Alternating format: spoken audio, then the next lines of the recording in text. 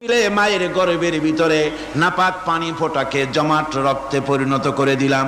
এই জমাট রক্তকে গোশত বানালাম, কচি কচি হাড় দিয়ে একটা বডি, একটা স্ট্রাকচার তৈরি করলাম।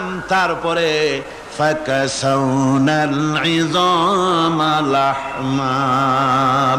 গোশত দিয়ে, রক দিয়ে, চামড়া দিয়ে সুন্দর করে ছাউনি দিয়া মায়ের গর্ভের ভিতরে আমি আল্লাহ রব্বুল আলামিন তোমাকে বানাইছি।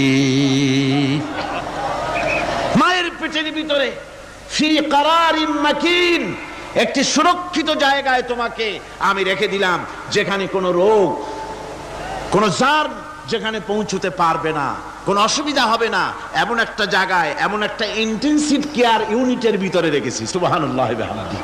একটা ইন্টেনসিভ কেয়ার। দুনিয়ার কোনো মা বাপ, কোনো নেতা, কোনো ডাক্তার, কোনো চিকিৎসা বিজ্ঞানী মায়ের পেটের সন্তানের খাবার সরবরাহ করতে পারে না।